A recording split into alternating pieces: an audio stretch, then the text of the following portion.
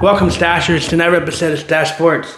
Tomorrow, I'll probably be out of town because my aunt's coming into town, so I probably won't have an episode tomorrow, but we have an episode today. Last night, we had a college basketball men's final national championship game between University of Michigan and UConn. Like I said yesterday, Michigan hasn't won since 1989. But that all changed last night when Michigan won 69-63 last night. I mean, it was a better game. UConn kept in there for most part of the game. UConn had a pretty decent first half, but I don't think Michigan let up the lead after halftime. They had a lead at halftime and never gave it up. UConn came back, came close. It was like a 4-point game at some points and never close games too. But UConn could never get over the hump and get over the scoring differences in the game. Some people think that the referees messed up that game, but I don't remember that many calls that would have made a difference in that game. Or I saw some calls that they might have missed on Michigan and some calls they might have missed on UConn, but I don't think they had an impact like some refs do in some games. But Michigan looked really good last night. Michigan is one of the better teams out of the whole thing, and it looked like they could be they were really good. Besides last night, they were beating their opponents pretty bad and putting up a lot of points and looked really dominant, like I said, against Arizona the other day. But Dan Hurley and UConn kept it a close game, which is good. That's all you really wanted. You wanted a good close game near the end there. Something to good root for. It was something nice to watch. But one of the reasons UConn didn't do so good is because they were pretty bad at shooting threes. I know they made some near the end, but a lot of times before the game and early on before the game started, they kept missing their three-pointers and kept missing them. They weren't that good at shooting the three-pointers, so that's one reason why they lost, because they kept missing all those three-pointers and missing some critical buckets. I mean, Michigan did have a good defense. Michigan's offense wasn't like as good as they've been in the other games, but the defense helped them win championships. And like the old wife still is, defense wins championships. So that helped Michigan win their championship. Michigan looked really good. They looked really good last night and looked really well prepared. The Michigan Wolverines finally won it. It was the first team, I think they said, since 2000 or whatever, since Michigan State won last night for the Big Ten, which was surprising. Of all the teams the Big Ten has and how good the Big Ten is in basketball, it was surprising to me that they haven't won it for that many years as a conference. The Big Ten's doing pretty good this year. They won it in women's basketball, men's basketball, and the Indiana Hoosiers won in football. And next week, Michigan can win in hockey again for that in the NHL. Or the college hockey ranks they could win their championship game next week. So the Big Ten's looking like one of the best conferences in sports this year, with Indiana winning it in football, UCLA women's winning it in basketball, and yes, UCLA women's didn't look too hot.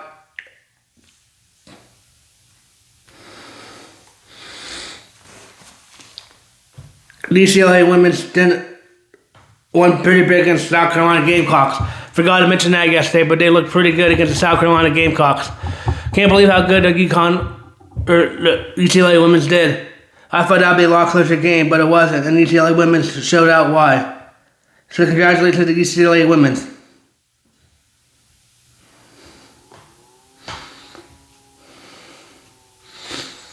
Now all the transfers are starting in college basketball because the season's over. So we'll see what happens with that and what happens with the transfers.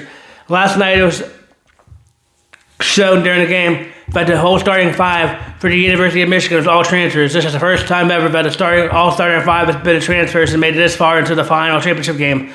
I know that's the new name of the game, it's transfers, and to see how much money these colleges get. That's why some of these teams don't have players that stay around for long and they leave because they try to find the next big buck they can get.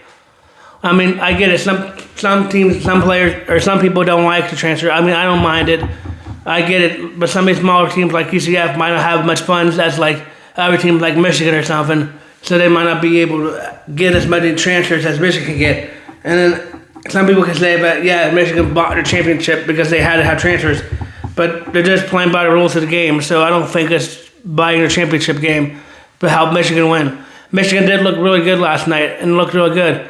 And it's interesting to see that the coach for Michigan, Dusty May, coached FAU a couple years ago, made FAU go to the Final Four in a couple years at Michigan. He's already won a national championship.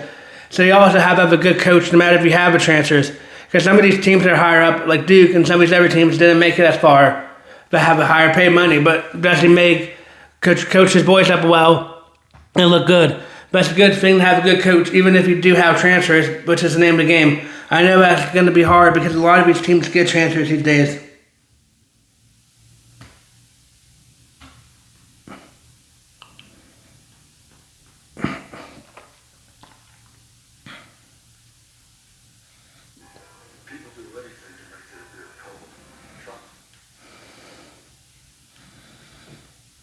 Good transfers these days. So we'll see. But I mean, Michigan was winning at halftime, and Michigan did look like the better team. I didn't know what to expect. I thought it might be another blowout by Michigan, but like I said, UConn kept it close. UConn looked really good last night, even though they didn't win. Dan Hurley had a good head on his shoulders and didn't get too upset by the referees. Michigan's top scorers was L.A. Cardew, however you say his name. He won the MVP last night for Michigan. He had 19 points during that game. That's one of his career highs in that game, so that's good. Lindenberg had 13 points. Metellus Johnson had 12 points. And Kenny had 9 points off the bench. Oh, whoops. UConn's Alex, whatever his name, Carbian had 17 points. And the next highest had 13 points in Reed. But UConn did look pretty good. They almost came back. I didn't know what to expect in that game. I mean, it looked like they almost came back, but Michigan just kept making their shots, and it was hard for them to come back and made that comeback. But Michigan won. First time since 1998 they won. The last time that happened, I wasn't even born yet. My oldest brother was just born, Kyle. So that's nice to see them win. And like I said, we got to see a Michigan Wolverines basketball win before we got a new Grand Theft Auto game. It's interesting to see how good they do, and I'm surprised to see how good that is. I mean, I can't believe how good Michigan did last night. They looked really good. They won 69-63, and they only had 3 losses all year.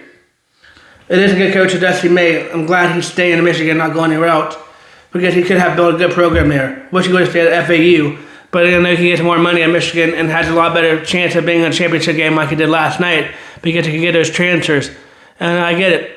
I know there's a new executive order that Trump made that limits the transfers, which is good because some of these coach players are playing for different teams each year because they can get more money and more playing time. So they just keep going different ways. And then it depends how they can get an education. That's the only thing I worry about. If they can get an education by transferring to all these different schools.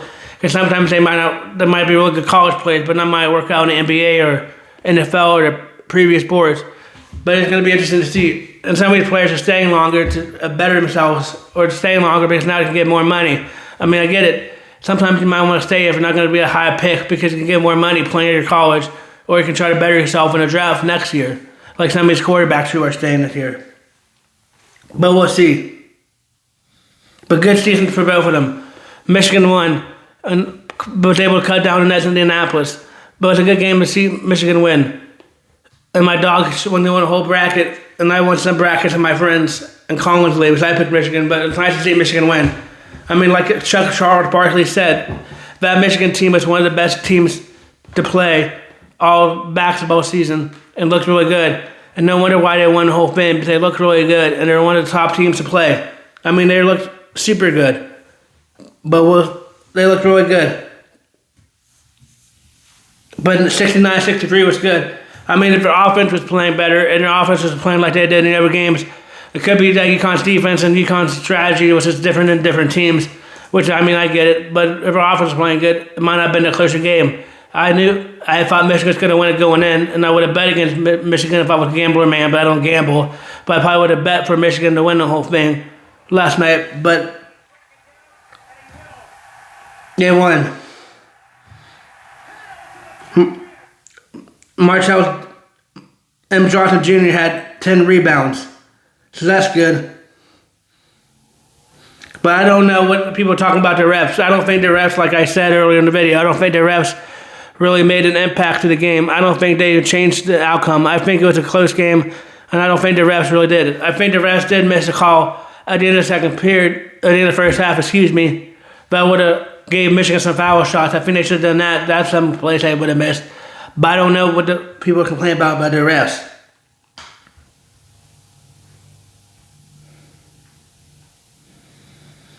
The Boston Celtics are looking good right now. They're looking good to make it to a second seed. Who would have figured that the Boston Celtics would be this good, making it to a second seed in the playoffs? The Celtics are really good this year. I mean, I didn't ever expect the Boston Celtics to be this good because we lost Jason Tatum, our future All-Star, and one of our future players. But Jaylen Brown and the rest of the company has turned out to be pretty good for the Boston Celtics this year. Even Peyton Pritchard's been coming off the bench and been doing really good for the Boston Celtics. I'm really excited about how good Peyton Pritchard's doing. I can't believe Peyton Pritchard's looking this good for the Boston Celtics. I mean,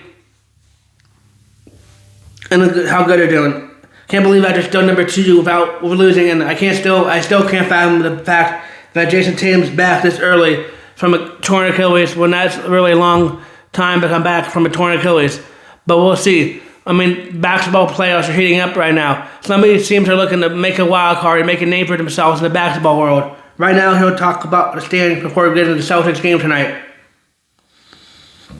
Right now, if the season is today, Detroit will be the number 1 team. Who would have thought the Detroit Pistons to be the number 1 team in the East? The Detroit Pistons are looking really good this year and are looking like a team to beat. They might be one of the top teams, but we have Jason Tatum now, so that might be hard for them, but it's going to be interesting to see what happens. But who would have figured that the Boston Celtics would be them? The Boston Celtics are 3.5 games behind the Detroit Pistons. With a couple games left, they might still be able to sneak in number 1 over the Pistons, so we'll have to keep our eye on that. The Pistons are 55-27, and the Celtics are 53-25. Or 22, 57-22, and the Celtics are 53-25. The Knicks are 6 games behind, and they're 51-28, and they're the 1st seed. But who knows? The Knicks are looking good. The Knicks scare me in the playoffs because they always try to get Boston a hard time in the playoffs, so they might be good. And Cleveland Cavaliers, the number 4 seed, they're looking really good this year too. The number 5 seed is the Atlanta Hawks. They're looking good, even though I thought they'd be on the rebuild year, and the Toronto Raptors. And right now in the play-in tournament, it's the 76ers, the Charlotte Hornets, the Orlando Magic, and the Miami Heat. Both Florida teams on the play-in tournament. For those of you that might be new, a couple years ago, the NBA added a play-in tournament that had some different teams play in the tournament this year. So they have to do that differently, so they have a new play-in tournament, so they have to add more money and add more revenue. The Bucks, the Bulls, the Brooklyn Nets, the Pacers, and the Washington Wizards all have been eliminated in the Eastern Conference. The San Antonio Spurs are really doing good. They're looking really good with the players they have. And Victor Yalom's looking really good for the San Antonio Spurs. 2.5 games behind the defending champions Oklahoma City Thunder, who look like they could be the number 1 team in the West again this year. It looks like they could be making a dynasty run and a dynasty team this year. And then you got the Denver Nuggets. We got the Boston, and they have the best record in all basketball. They're 62 and 16. The Spurs are 60-19. The Denver Nuggets are 51-26. The Los Angeles Lakers are 45-28, or 50-28. Excuse me. The Houston Rockets are 49-29. And here are the play-in tournament teams.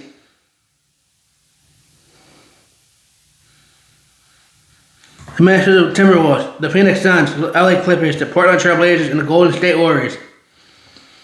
The Mavericks, the Pelicans, the Grizzlies, the Kings, and the Jazz all have been eliminated from playoff hope. But that's good. Those are good teams. It's going to be a decent playoff run this year. The playoffs are just around the corner. There's only a couple more games left in the NBA season before the playoffs start, and that's where it gets really interesting. We'll see who wins it all. Will it be a repeat champion this year? I mean, we have some repeat champions, and Oklahoma City is looking really good to be a repeat champion, but I don't know. The Boston Celtics are playing the Hornets tonight. I think the Celtics win at home. I think the Bulls beat the Wizards. I think the Timberwolves beat the Pacers. I think the Brooklyn Nets beat the Bucks. The Bucks aren't looking that good this year. Giannis Antetokounmpo was a hot trade market at a trade deadline, but stayed in Milwaukee. Will he be in Milwaukee next year when the season starts? His season's over already. I know they have a couple more games left, but his season's technically over, so we'll be still in Milwaukee. I guess we'll find out this offseason if he gets moved. The Miami Heat beat the Raptors tonight. The Jazz beat the Pelicans. The Warriors beat the Kings. The Thunder beat the Lakers. The Mavericks beat the Clippers. The Rockets beat the Suns. The Suns beat the Rockets. But we'll see. It's going to be an interesting game tonight and see who wins. Like I said, the basketball is just around the corner.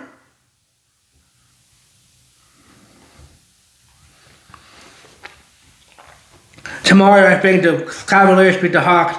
I think the Magic beat the Timberwolves. I think the Pistons beat the Bucks. I think the Nuggets beat the Grizzlies. I think the Spurs beat the Trailblazers. I think the Thunder beat the Clippers. And I think the Suns beat the Mavericks. So the Mavericks are out of it. But the Mavericks looking real good. They have a really good young guy in Cooper Flagg. They're looking like he could be Rookie of the Year. Cooper Flagg is looking really good and turning around all odds right now. Even though he's on a crappy Dallas Mavericks team, he's looking really good for the Dallas Mavericks and turning that team around.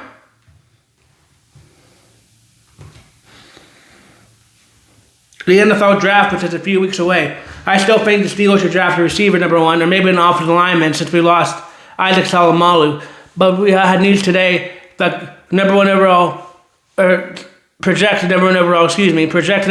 pick, Fernando Mendoza, will not be attending the draft in Pittsburgh this year. He'll be staying at home with his family in Miami to celebrate. A lot of obvious experts project him to be number one overall in the draft. We'll talk about the draft more later in my other videos, and I'll do my mock draft, and I'll read every people's mock draft in these drafts because my friend Robbie wants me to talk about more about the draft, but I'll game plan more for that later, so he just called me before his video aired. But Mendoza won't be in the draft this year. He'll be staying at home. This is the first time a number one overall quarterback has forgone the draft and not gone to the draft where he was invited to since Trevor Lawrence did in 2021. I mean, Trevor Lawrence is a good quarterback for the Jaguars, and the Jaguars looking like they're on the uprise. But we'll see. I mean, the Jaguars looking really good. But we'll see. The Jaguars looking really good, and looking like Trevor Lawrence is a good quarterback, but he was the last quarterback not to attend. I mean, I get it. You might want to stay with your family. I'm not complaining if he wants to stay with his family. I mean, you just have photo opportunities and you have people, press conferences and all that stuff if you come into the draft, and then people get to see you shake Roger Goodell's hand across the stage if they have their seats for a lot of money, but we'll see. But he won't be attending the draft. We still have no word on Aaron Rodgers. I really hope Aaron Rodgers makes a word. But today was off-season practice for teams. Not mandatory, but just fun for her.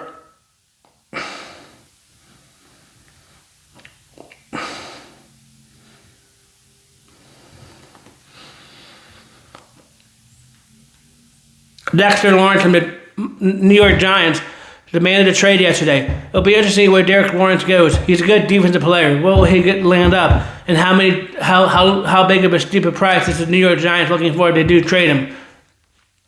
He said he's not going to participate in any of the Giants' offseason workouts or mandatory or ones that are just optional. He's not going to participate and he wants to trade. So it'll be interesting to see what happens to him. He is one of the up-and-coming stars for them.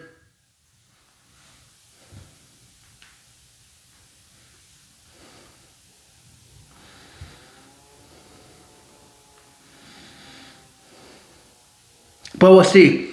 But like I said, I'll get more into my draft conversation later on when it's the draft time. But we have a couple more weeks left before we have the draft. I can't wait to see who the Steelers draft and if they move up. They have a lot of picks, so maybe they might try to move up in the draft. Since it's in Pittsburgh and try to make a splash play, try to get a receiver or something and make a splash. But we'll talk more about that later. Probably not tomorrow, because then we'll be having a video tomorrow, but talk more about that later.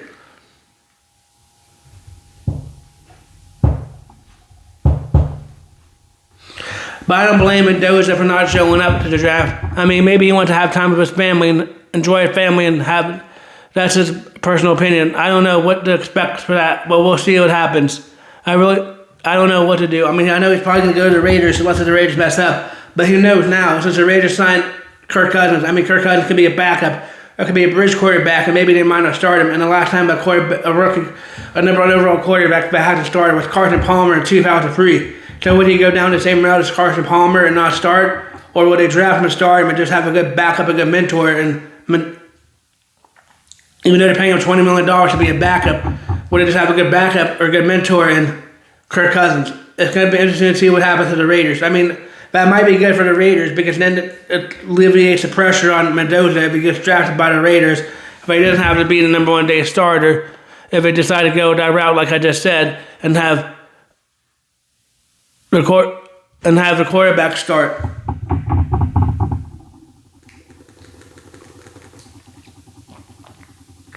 And have Kirk Cousins start. But we'll see. I really hope. I don't know what's going to happen to that. But the draft around the corner. I mean, I know Mel Kiper never gets it right, so we'll talk more about my mock drafts later on when we get closer. We still have a few more weeks left. It's not until the last week in April that the draft is. And we still have a few more weeks left to talk about that, so we'll get to that later. Last night, the Pirates lost 5-0 to the Padres. Let's hope they can win tonight. They need to have better defensive fielding in the fielding. Better defensive fielding. They need to look better. Some people complain about this, the old Pirates, but come on, relax. We just came off a 5-game win streak. We're not going to win them all. I really do believe this Pirate team's a lot better. I know people but Marcell Ozuna, he's not hitting right now. I hope he can start hitting because that's not looking good right now. I'm not putting any pressure on the new kid that's in a little slump right now. Brian Griffin, because he's just young and he's trying to get used to the top players in baseball pitching style. I'm not going to complain about him. He still has time, but for veteran players like Marcell Ozuna, he needs to start hitting. He's been on a real slump. I hope they need to put someone in our DH that can hit because we need someone that can hit and not just strike out like Ozuna. Or Ozuna needs to start figuring out what's wrong before it's too late. Because now we have options, so we have options this year, but we could do different stuff on our outfield and put different people on our DH and not have him our DH as much because he's not hitting well. I really hope the Pirates will do good, and I really hope they turn around. But Marcell Ozuna, you need to do better. You're not doing so hot. You're not really living up to my hype right now, and I think you're one of the worst Pirate players right now. I mean, I know it's just 9 games into the season, and it's still cold outside, so maybe when it gets warmer in Pittsburgh, maybe his bat might hit up, and maybe it's just because he's in a new place in a new time, but he doesn't know he's in a new place at a different time, so maybe that's what it is. But I don't know what it is. I mean, Mendoza, Marcell Ozuna needs to hit better. I mean, he did look pretty good last year for Atlanta, even though he had an off year, and the other year before that, he was in the MVP race. Maybe he's getting a little older, maybe it was a bad decision by the Pirates, but I'm not up in arms about it yet, but we'll see. I mean, we'll see what happens. The Padres always seem to have our number in Pittsburgh, no matter when we play, no matter how good we are. But we'll see. I mean, Marcell Ozuna, like I said, he needs to hit and needs to do a lot better.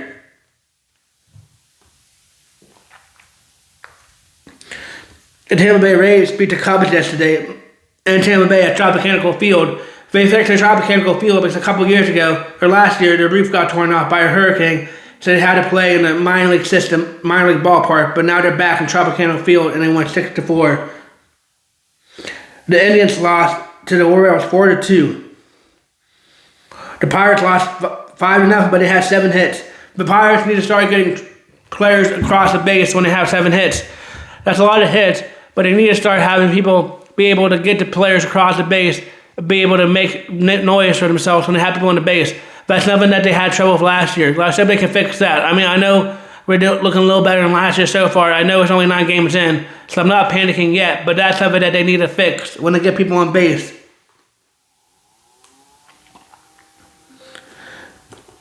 When they get people on base, they need to fix that and get more people on. The Red Sox lost 8-6 yesterday, and they're 2-8. They're not looking good right now, but it is the beginning of the season, so Boston Red Sox can turn around. The Dodgers won 14-2 last night. Jeez, the Blue Jays didn't even try last night. They had 17 hits and 14 scored. The Rockies beat the Astros 9-7 last night. The Marlins lost 2-0 last night to the Reds. The Washington Nationals beat the St. Louis Cardinals 9-4. Pat McAfee was right. The Cardinals are right. The Cardinals stink. But Rudy. The Orioles won 2-1 over the White Sox last night. The Twins beat the Tigers 7-2. 3. The Mariners lost to the Rangers 2-1. And the Braves lost 6-2. The Phillies won 6-4.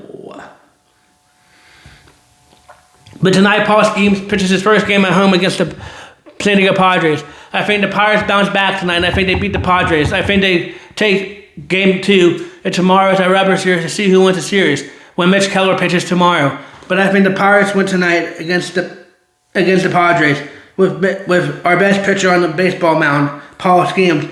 We're 3-1 at home and 6-4 overall. I think we beat the Padres tonight. I think Paul Skeens had yet another great night. It gets his ERA down even lower from having a bad game against the New York Mets early on in the season. But the last game he looks a lot better, and I think he looks a lot better again tonight. And I think the Pirates win tonight against the San Diego Padres in Pittsburgh. Last night the Pirates had a nice double rainbow, so let's hope that can bring us luck tonight for the Pirates to be able to beat the Padres, which I think they will. The New York Mets are winning 2-0 right now in the fifth inning. If they hold off, they'll be 6-7-4, and I think they hold off and win tonight. I think the Cubs beat the Rays tonight. I think the Pirates beat the Padres. I think the Brewers beat the Red Sox. I think the Yankees beat the Athletics. I think the Dodgers beat the Blue Jays. I think the Rockies beat the Astros. The Cleveland Indians won 2-1 today. They had 8 hits and only 2 scored. The White Sox are winning 2-1 right now. I think the Orioles come back and win. I think the Marlins beat the Reds. I think the Nationals beat the Cardinals. I think the Tigers beat the Twins. I think the Mariners beat the Rangers. I think the Braves beat the Angels, and I think the Phillies beat the Giants. The Giants. I think the New York Yankees beat the Athletics tomorrow. I think the New York Mets beat the Diamondbacks tomorrow. I think the Marlins beat the Reds tomorrow. I think the Tigers beat the Padres tomorrow. Oh, excuse me, I went too many days. I think the Pirates beat the Padres tomorrow. I went to Thursdays. I think the Indians beat the Royals. I think the Brewers beat the Red Sox. I think the Dodgers beat the Blue Jays tomorrow. I think the Rockies beat the Astros tomorrow. I think the Mets beat the Diamondbacks tomorrow. I think the Cubs beat the Rays tomorrow. I think the Yankees beat the Athletics. The Orioles beat the White Sox. The Mariners beat the Rangers. The Phillies beat the Giants. Washington beats the Cardinals. Atlanta wins, and the Marlins win, and the Tigers win. But we'll see. Those are my picks for tomorrow. But we'll see. I did like how the game was last night. I'm glad they didn't waste any much time. It started at 8:50. I know it's a little late for the game to start last night for college basketball, but Michigan looks really good. Who would have thought that Michigan would win a championship game? It is nice to see Michigan win the championship game and see the Big Ten on top, even though I'm a Big 12 fan, which that's where UCF is. But it is nice to see conferences win. It was nice to see Michigan win since they haven't won it since 1980. That's been a long, long time that Michigan has been out of a championship game. I can't believe that Michigan has been out of a championship game that long. I hasn't won it, but they won it last night. Will they repeat next year? It depends on how many players return back, how many players are going to go pro, or how many players are transferred. This is the year of transfers, so sometimes the players don't stay around for long, but we'll see. Look, I went myself, but we'll see. I hope the Pirates win tonight. It's going to be interesting to see what Paul Skeens does. I hope Paul Skeens can have a better bounce back game again this time and have a good game again. We need to have good outfielding. Some of our outfielders, Brian Reynolds and Cruz, need to do a lot better. They have been messing around and having some errors in the outfield. Even though they don't count them errors, they have been having blunders and stuff in the outfield and need to fix that. We need to have better defense. Ryan Harn's looking pretty good on defense and had a couple good plays a couple days ago and looking like a real good player. Brandon Lau's looking like a real good player too. Good plays by the Pirates. They finally have a team, so we'll see what they do this year. But we'll see. The Penguins have off today and don't play until Thursday, and I think they're going to beat the Devils. They called up Miroshov, the goaltender, today. But it looks like from reports that Stuart Skinner might not be out for too long, if he's out at all. Hopefully he's not out for too long, but it says he's doing better. So let's see if he comes back and plays Thursday night against the Devils. The Devils fired the manager last night, so hopefully the Pirates can win. Penguins can win. They only need 2 points. I know always people thought that the Penguins would be in a rebuild year, but now we're 2 wins away from making the playoffs. Who would have thought at the beginning of the year when all these experts were calling us out, saying about we're going to be in a rebuild year, about the Penguins' core is aging, which it is, but the aging core is looking really good right now and found their view. Like I keep saying, I can't believe how good Erik Karlsson's doing. Erik Karlsson's doing really good for the Penguins. He's looking really good for the Penguins. Hopefully he can keep on doing good and looking really good for the Penguins. and looking good in the playoffs. That's what we're going to need. We're going to need a real good playoff run by the Penguins, and we're only 2 points away. So let's hope we can do that and get against the Devils so we don't have to worry about trying to win. But this is another episode of Stache Sports. Thank you for watching Stache Sports.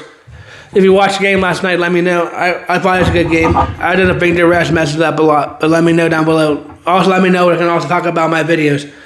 But thank you for watching Stache Sports. Bo Rudy.